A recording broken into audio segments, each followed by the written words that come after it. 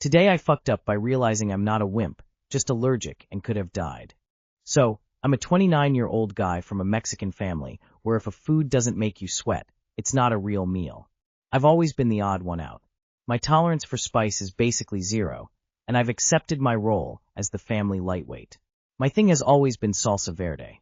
Every single time I ate it, my lips would get a little puffy and tingly.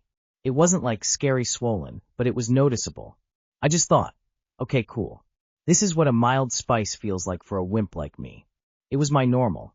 I'd just take a Benadryl if it felt a bit more intense than usual and get on with my day. The big plot twist happened last Sunday at a family barbecue. We're all eating tacos, and I slather on the salsa verde. Within a few minutes, I feel the familiar puff-up starting. I nudged my sister and said, "Whoa, this green salsa has a real kick today. My lip is already getting fat." She looked at my mouth, then back at the salsa, and started laughing. "Dude, that's not a kick. Your lip is actually swelling. Mom didn't put any chiles in that. It's just the tomatillo and onion stuff." The whole table got quiet and just stared at my face. My mom's eyes got huge. "Mijo," she said, "that's not spice. You're allergic. You've been having a reaction this whole time and just calling it spicy?" It finally clicked. For 29 years, I thought my puffy lip was a sign of my weak constitution.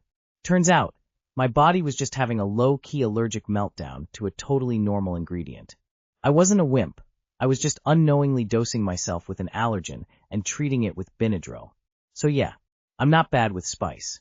I'm just allergic to the family's safe sauce. I've got an appointment to figure out what exactly hates me, but for now, the jokes at my expense are absolutely relentless. Too long did not read. For my whole life, I thought getting a puffy lip from salsa verde was a normal reaction to mild spice. My family finally figured out I'm just allergic. I've been casually treating my allergic reactions with Benadryl thinking I was just spice intolerant. I fear I could have died at some point if not for the Benadryl. I never liked raw apples or carrots, they made my mouth itchy. But somehow boiled ones were okay. Turns out there's allergens in raw ones which are gone from cooked ones. Me to my wife. "Babe, why do you like mango? How is it good? Why do you want to eat something that makes your mouth and throat feel full of fire ants?" Her. "Can you call your doctor's office and make an appointment? You're allergic to mango." And that is how I learned that it's not just other people having bad taste.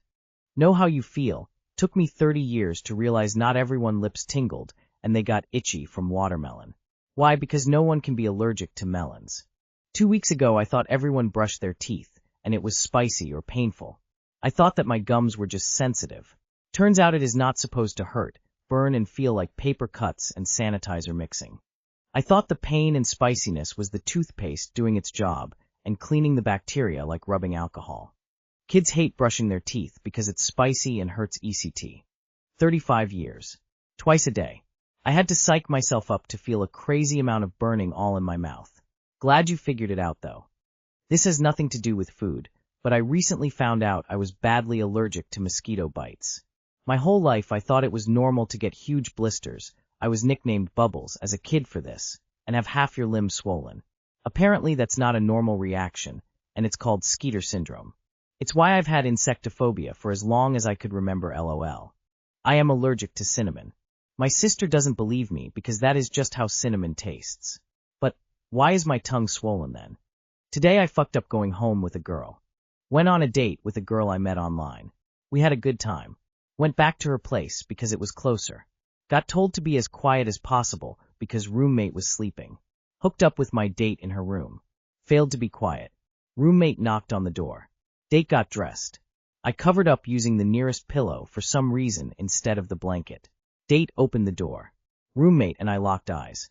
Realized the roommate was my bully back in high school. Roommate realized the same thing based on his frozen expression. Date apologized to roommate about the noise. Roommate said my name. I said roommate's name. Date asked how we knew each other. Roommate joked that he used to make my life hell in high school. I concurred and said at least one of us can joke about it. Cue awkward silence sprinkled with underlying tension. Date asked if she should leave because to her it looked like the two of us were about to hate fuck each other. Roommate returned to his room after reminding my date that none of the walls in their apartment were soundproof. Sex was supposed to continue, but all my high school trauma resurfaced after seeing my bully, and I was unable to get hard again, thus granting my bully exactly what he wanted. No noise. Worst walk of shame of my life. The end, basically. TLR went home with a girl and realized her roommate was my bully from high school, which triggered my high school trauma and prevented me from being able to perform during sex.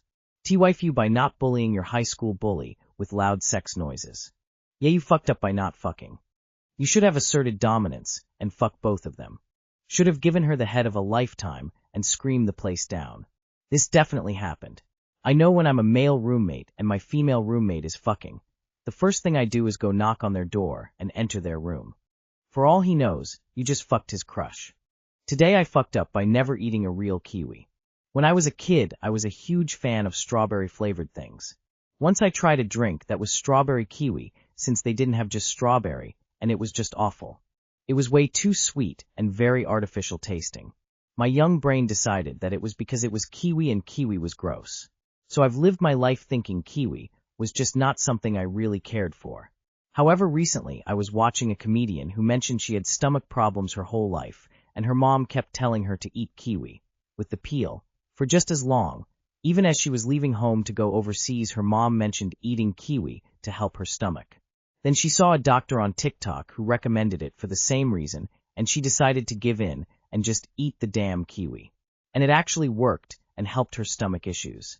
I had been having a lot of bloating and stomach pain recently, and while at the store decided, what the hell? And bought a kiwi just to see if it would help. So I got home and bit into the kiwi, with the peel, and it blew my mind. It was significant, other flavorful and tart and delicious that I ate the whole thing in just a few minutes. Which isn't hard to do since they're small. I absolutely loved the flavor and texture, and now I just want to go buy like 15 kiwis. So for nearly 30 years of life I haven't eaten kiwi, because I tried it once in a drink and didn't like it. And turns out I actually love kiwi. I know this isn't very exciting, but this has totally broadened my horizons. Also, it did work. Shortly after eating it, my stomach pain eased significantly, and now I feel way better. Try things even if you think you don't like them. You never know when you're going to change and realize it's something you love. TLDR. Decided I didn't like kiwi as a kid and never questioned it. Now it's one of my favorite fruit and actually helped my stomach problems. As a strawberry and kiwi enjoyer, I can confirm that most strawberry kiwi flavored things taste disgusting. What until you eat the yellow ones? They are life-changing.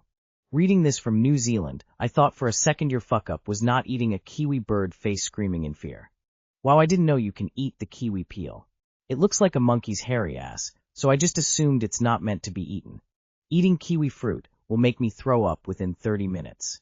No idea why. I must be allergic or something. On behalf of New Zealand, home of kiwi, kiwis, and kiwi fruit. A kiwi is a bird, or an informal demonym for people from New Zealand. The fruit is named after the bird, and is called a kiwi fruit. Nobody eats kiwi. They are a protected species and very gamey. Today I fucked up by looking in my husband's wallet. For background, my marriage is already basically over. We were on the rocks for years until last spring when I, 48 female, discovered my husband, 47 male, had among other things begun cheating on me again, and I finally said no more. Divorce is going to happen, but I haven't been able to move forward due to financial reasons. For the time being we are still living together, kinda like passing roommates, and only ever really talk about superficial stuff, if at all.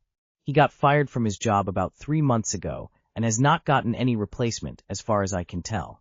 Over the years I have had to assume most of the bills already, and we do not have a joint bank account, so for the most part it hasn't affected my life. As for him, he had no savings to speak of, so I have no idea how he has paid for anything in that time. I suspect he cashed out his 401k, but it couldn't have been more than a few thousand. This morning before I left for work I saw his wallet, and got hit with a little punch of grief. I picked it up to look at where my picture used to be, and I noticed a folded-up receipt from a pawn shop for a men's gold ring. He doesn't have a lot of jewelry that I know of, and I can't help assuming it was his wedding ring. I don't know how to feel about this. Divorce is definitely going to happen, so I guess it doesn't matter, but it still makes me feel sick. Clearly he didn't care enough about me, or his vows to keep from sleeping around, so why should he care about a hunk of metal? I believe he is a covert narcissist, my unprofessional opinion, and has never done sentimental attachment, but it just feels so cold. The symbol of a union that nearly lasted a quarter century traded for $375 to a pawn shop. Too long did not read. I think my STBX pawned his wedding ring. My bigger concern would be whether he has or is running up debt that you co-own. Something that you opened up together when you were on better terms. Desperate times result in desperate actions, and this definitely sounds like it could be desperate times. I'm sorry for your situation, but stay vigilant lest it become an even bigger problem. Oh, I am sorry. It sounds like just a little thing, but it packed a big punch.